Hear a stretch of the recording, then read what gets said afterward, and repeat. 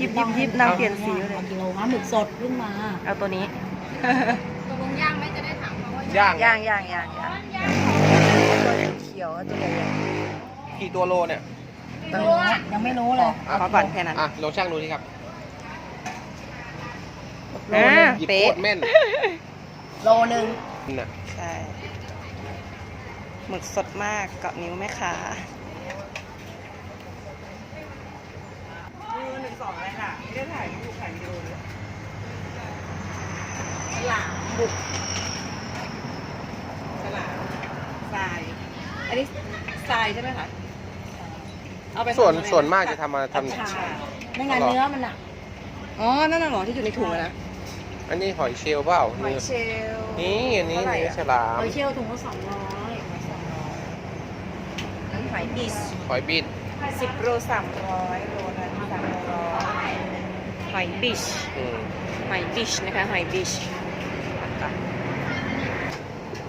น้องหมึกสดมากเมื่อกี้ตัวที่เลือกไปคือระยิบระยับเลยค่ะคือตานางเขียวอีเลยตาเขียวปัด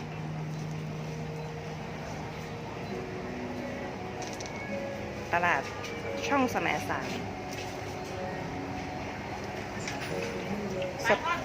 สดทุกอย่าง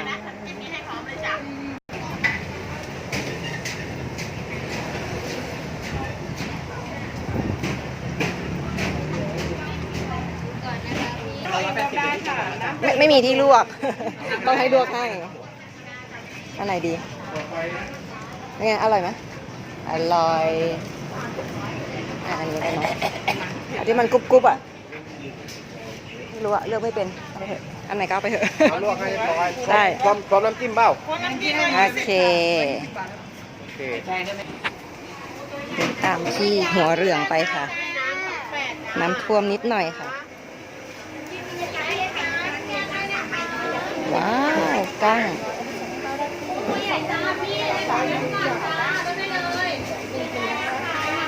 นึ่งฟรีด้วยว้าวมาดูของสดร้านสุดท้าย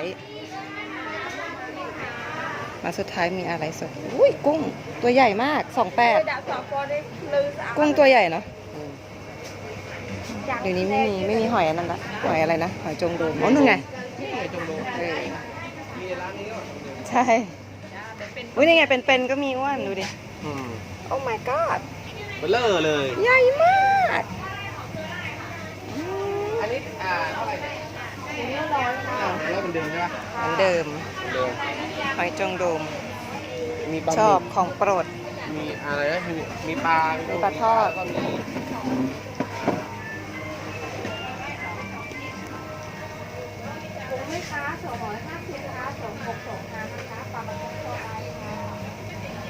ใหญ่อ่ะ ใหญ่มาก ใหญ่กว่ามือเยอะ ตัวนี้ประมาณโลกว่า โลถึง2 โลได้ ใหญ่ เอาพวกนั้นทั้งโลไหมล่ะ ฮะร้านนี้ใครอยากกินหอยจงโดมนะ ต้องมาที่นี่ มีตลอด นี่นะ อันนี้แบบแกะแล้วถุงละ100 อันนี้ก้าง ร้านริมสุดของตลาดช่องแสมสารเลยนะคะ